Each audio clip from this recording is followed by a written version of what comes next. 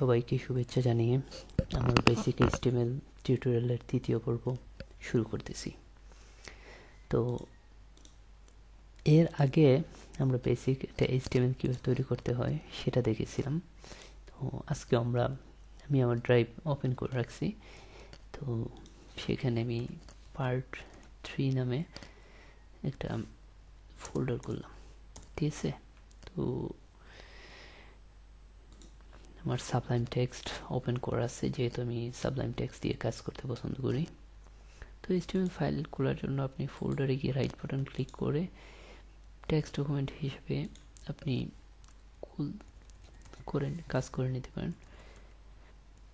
Part 3.html ফাইলের নাম দিতে পারেন। এখন জানতে চাচ্ছে এক্সটেনশন চেঞ্জ হবে কিনা, আপনি ইয়েস দিয়ে দিবেন, আপনার এইচটিএমএল ফাইল রেডি। তো সেই প্রজেক্টের ফোল্ডারটা ড্রাগ করে আমি সাবলাইম টেক্সটে দিয়ে দিলে আমার সাবলাইম টেক্সটের মাধ্যমে এটা ওপেন করলাম। সে নতুন ফাইল ওপেন করছি। সো এই ফাইল আপাতত ব্ল্যাঙ্ক আছে। আমরা চাইলে এই প্রজেক্টে আন্ডার রাইট বাটন ক্লিক করে নিউ ফাইল খুলে করতে পারি। যেমন ফাইলের সেভ করার সময় আমরা সেভের জন্য নাম দিয়ে দিতে পারি নিউ ফাইল একটা ফাইল নাম দিলাম, ঠিক আছে। তো আমরা আপাতত পার্ট 3 HTML এ কাজ করি। আমরা ডক টাইপ দিয়ে শুরু করলাম,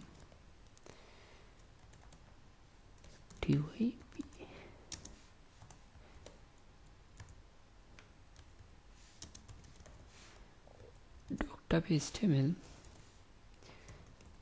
আমরা হেড ট্যাগটা ওপেন করলাম, হেড ট্যাগটা ক্লোজ করলাম, বডি ট্যাগ এবং body tag close. Body tag দেওয়ার আগেও আমাদের একটা জিনিস দিতে ভুলে গেছি, সেটা হচ্ছে HTML ট্যাগের ভিতরে আমি কুইক জিনিসটা একবার দেখে নিচ্ছি, আর ভুল হতে পারে। রাইট, আমরা HTML ট্যাগটা দিতেই ভুলে গিয়েছিলাম। আমি এটা ক্লোজ করলাম। আমরা যখন HTML ট্যাগটা ওপেন করলাম, আমাকে সে সব কোডটা করে দিয়ে দিছে। টাইটেল, পেজের টাইটেল,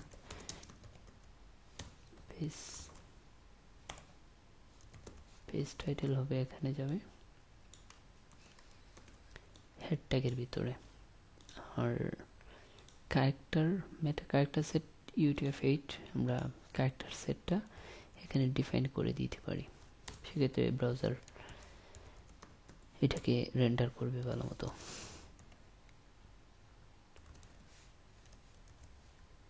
UTF-8 আমরা আবার এখান থেকে দেখে নিতে পারি ঠিক আছে কিনা। ঠিক আছে, তোমাদের বেসিক HTML পেজটা রেডি। আমরা যদি পেজটাকে রিফ্রেশ দিই, দেখবো যে পেজ টাইটেল চেঞ্জ হয়েছে, পেজের কোনো কন্টেন্ট নাই। আমরা যখন কন্টেন্ট দেব তখন আমাদেরকে মাথায় রাখতে হবে কন্টেন্টগুলো আমরা কপি করে লরেম ইপসন থেকে আমি ডামি টেক্সট নিয়ে আসলাম। আমি কিছু টেক্সট যদি বডিতে দিয়ে দিই, কন্টেন্টটা কিন্তু আমার শো করতেছে। দুটো প্যারাগ্রাফের মাঝখানে যদি আমি একটা বিআর দিয়ে লাইন ব্রেক দিই, আমার কন্টেন্টগুলো শো করতেছে।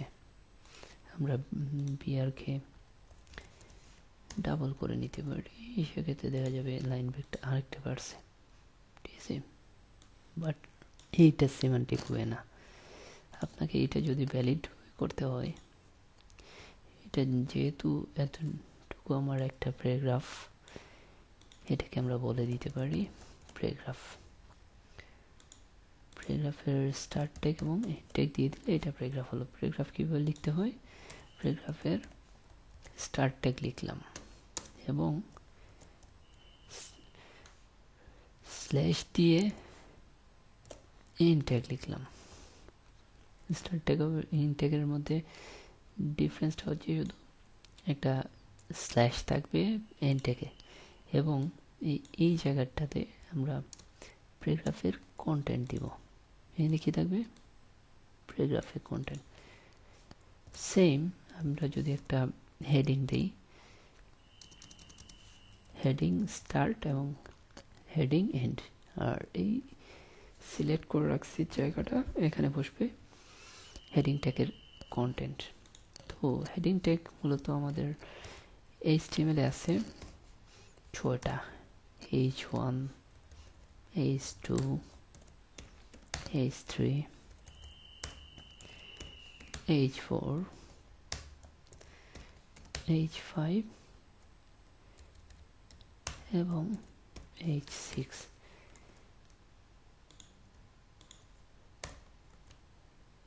এই 6টা হেডিং ট্যাগ আমার আছে। HTML এই 6টা হেডিং ট্যাগের বাইরে কোনো হেডিং ট্যাগ দেওয়া যাবে না, ঠিক আছে? আমরা যদি এখানে কন্টেন্ট অফ H1 এই কথাটা আমি সব কটাতে দিয়ে দিলাম, এবং এটা H6, এটা H5, 4, 3, 2, ঠিক আছে? আমরা এবার আর এখানে দিলাম কন্টেন্ট অফ পি, বা সংক্ষেপে আমি প্যারা লিখলাম, ঠিক আছে? এবার আমরা যদি দেখি প্যারাগ্রাফের ডিফল্ট ভিউটা কি, এটার উপরে কিছু জায়গা নিয়ে নিছে, নিচে কিছু জায়গা নিয়ে নিছে, এটাকে বলা মার্জিন, এটা নিউ লাইন ব্রেক নিয়ে নিছে উপরে এবং নিচে, ঠিক আছে? H1 এর জন্য ফন্ট সাইজটা একটু বিগ হবে, H2 তার থেকে একটু কম, এইরকম H6 পর্যন্ত আস্তে আস্তে সাইজটা কমে যাবে, ঠিক আছে? হেডিং ট্যাগ যে শুধু সাইজ বিগ করার জন্য বা বোল্ড করার জন্য তা কিন্তু না, এটাকে সিমেন্টিক্যালি রিপ্রেজেন্ট করার জন্য হচ্ছে আমরা হেডিং ট্যাগ লিখব। এখন ফার্স্টে আমরা এইখানে একটা লাইন ব্রেক দিলাম 2টা, ঠিক আছে? এবং এই H1টাকে আমরা কপি করে এই কন্টেন্টের আগে দিয়ে দিলাম, এবং H2টাকে আমরা পরবর্তী কন্টেন্টের আগে দিয়ে দিলাম, ঠিক আছে? এবং পরবর্তী কন্টেন্টটাকেও আমরা একটা প্যারাগ্রাফের ভিতরে নিয়ে নিলাম।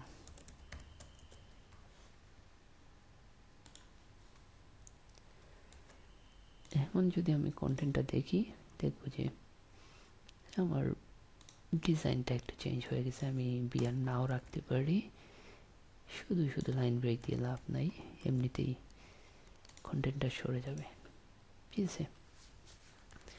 এখন প্যারাগ্রাফ ট্যাগ দেখলাম, H1 থেকে H6 পর্যন্ত হেডিং ট্যাগ 6টা দেখলাম। এখন কথা হলো প্যারাগ্রাফ লিখলেন, প্যারাগ্রাফে কোনো কোনো অংশ বোল্ড করা লাগতে পারে, যেমন আমি এতটুকু অংশ বোল্ড করব। এই অংশটুকু বোল্ড করার জন্য আমাকে HTML একটা ট্যাগ দিয়ে দেওয়া আছে স্ট্রং। দেখেন যে অংশটুকু আমরা স্ট্রং করেছি সেটা বোল্ড হয়ে গেছে। আমি এই অংশ, এর পরের অংশটা যদি আমি আই দিয়ে দিই, দেখবেন যে এটা ইটালিক হয়ে গেছে, ঠিক আছে? দেখা যাচ্ছে। আমি আরেকটা কন্টেন্ট, এই লাইনটা আমি সেম ইটালিক করি। ইটালিক করার জন্য আরেকটা ট্যাগ আছে, সেটাকে বলে এমফাসাইজ করা। দেখেন এই অংশটাও এমফাসাইজ হয়ে গেছে বা ইটালিক হয়ে গেছে। শুধু কি স্ট্রং এমফাসাইজ না, আন্ডারলাইনও দেওয়া যাবে। আমরা যদি এই ইউতে, যদিও এটা ডেপ্রিকেটেড, তারপর আমি জাস্ট দেখানোর জন্য দেখাচ্ছি। দেখেন আন্ডারলাইন হয়ে গেছে। ইভেন আপনি এই লেখাটাকে এসইউপি সুপারস্ক্রিপ্ট, লেখাটা একটু উপরে উঠবে, একটু নিচে নামানোর জন্য সাবস্ক্রিপ্ট দিয়ে দিতে পারি। এইটা আমি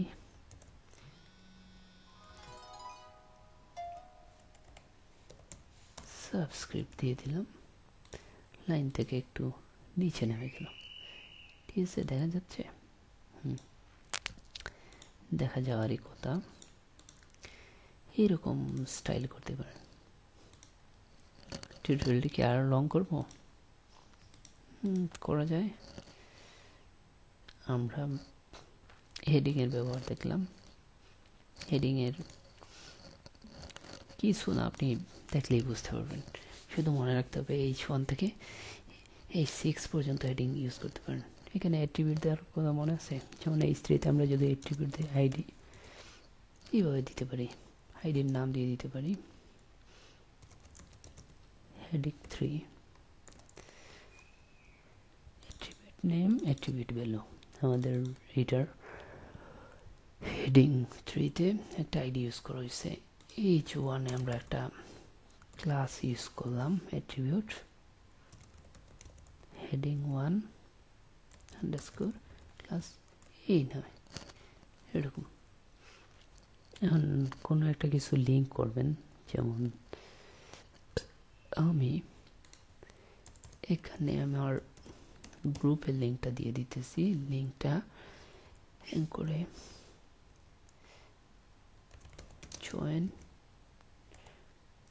join us on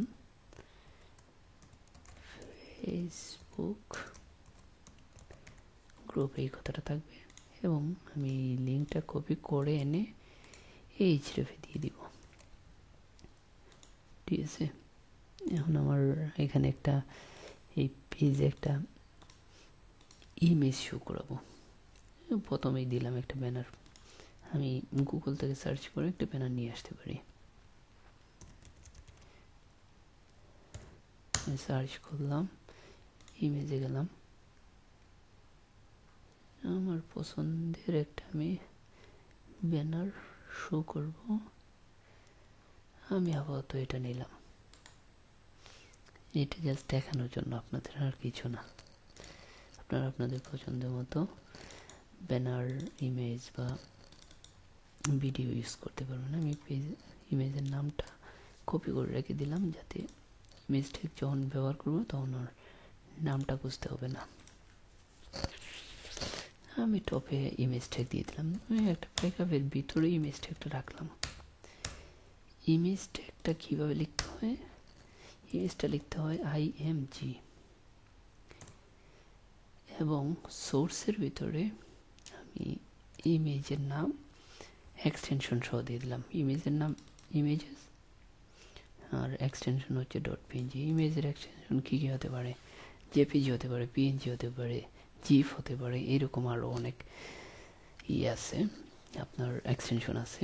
তবে ট্রান্সপারেন্টের জন্য PNG বেশি ইউজ করা হয়, জিফ ইউজ করা হয়, জেপিজি ইউজ করা হয়।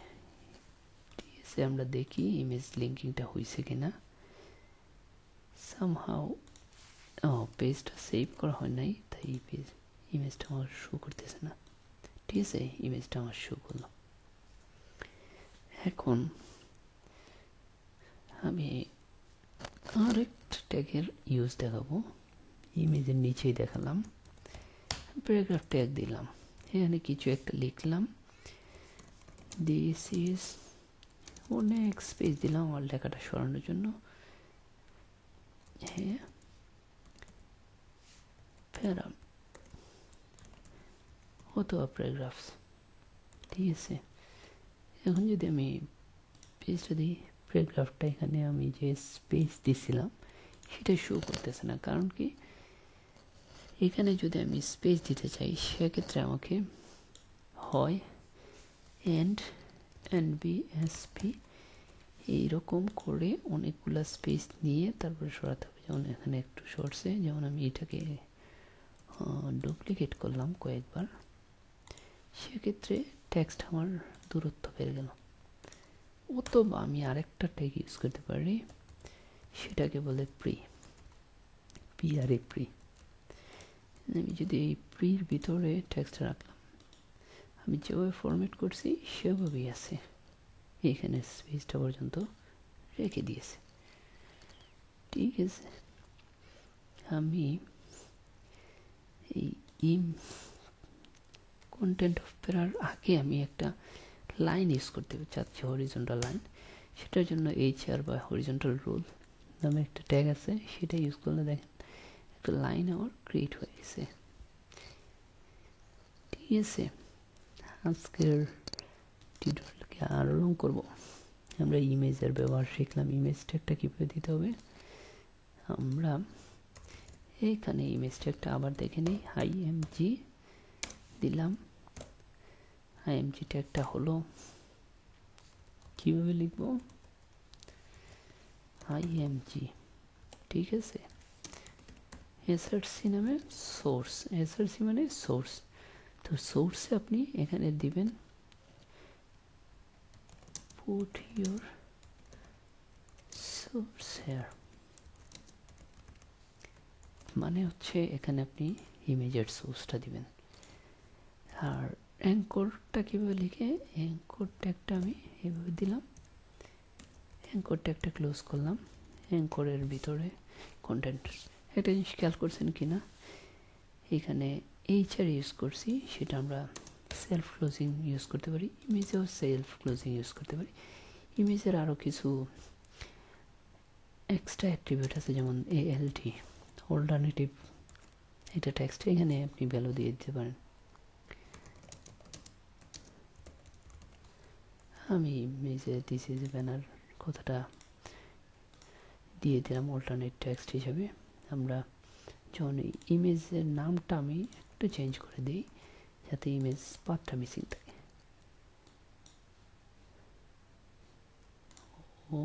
না দেখানোর কারণ হচ্ছে এটা আমরা এমন একটা ইমেজটাকে দিয়েছি যেটার আপনার কোনো ইমেজ সোর্স দেওয়া হয়নি। এখন দেখেন ইমেজটা মিসিং।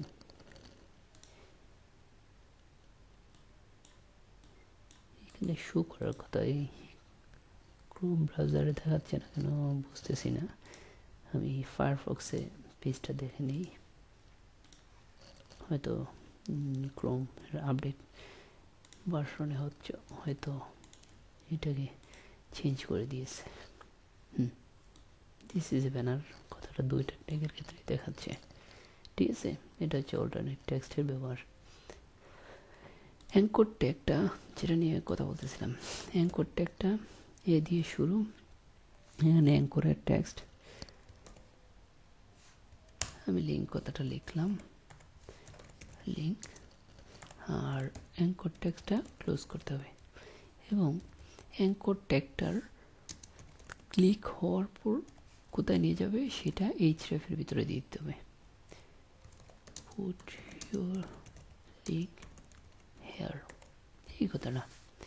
অ্যাঙ্করেও আমরা কিছু অ্যাট্রিবিউট ইউজ করতে পারি, যেমন টাইটেল ইউজ করতে পারি, আইডি ইউজ করতে পারি, ক্লাস ইউজ করতে পারি, এরকম অনেক কিছু ইউজ করা যাবে। ঠিক আছে, আর কি দেখাবো, আমি আজকে টিউটোরিয়ালটা আর বেশি লং করব না। আপাতত আপনারা এই কটা জিনিস ভালো করে শিখেন। ও হ্যাঁ, একটা কথা বলতে ভুলে গেছি, সেটা হচ্ছে প্যারাগ্রাফ বা এই হেডিং ট্যাগ বা যে ট্যাগগুলার ক্লোজিং আছে, এন্ডিং ট্যাগ আছে।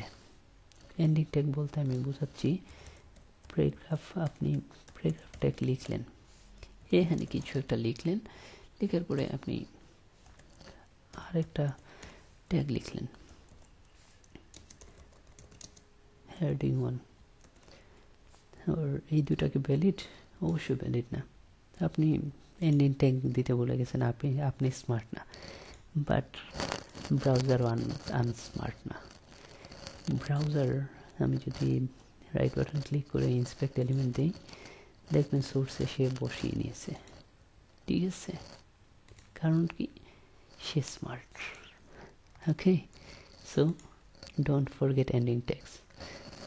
যেখানে এন্ডিং ট্যাগ আছে সেখানে এন্ডিং ট্যাগ দিতে হবে।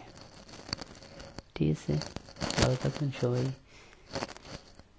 ভিডিও দেখে দেখে প্র্যাকটিস করেন, গ্রুপে শেয়ার করতে পারেন, আপনাদের কাজগুলো দেখাতে পারেন, এবং আর কি কি টপিক্সের উপর টিউটোরিয়াল জানাতে পারেন।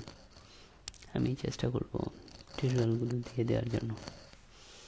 আর ইউটিউবে সাবস্ক্রাইব করে পরবর্তী টিউটোরিয়ালের জন্য অপেক্ষা করতে পারেন। ধন্যবাদ সবাইকে, ভালো থাকবেন, আল্লাহ হাফেজ।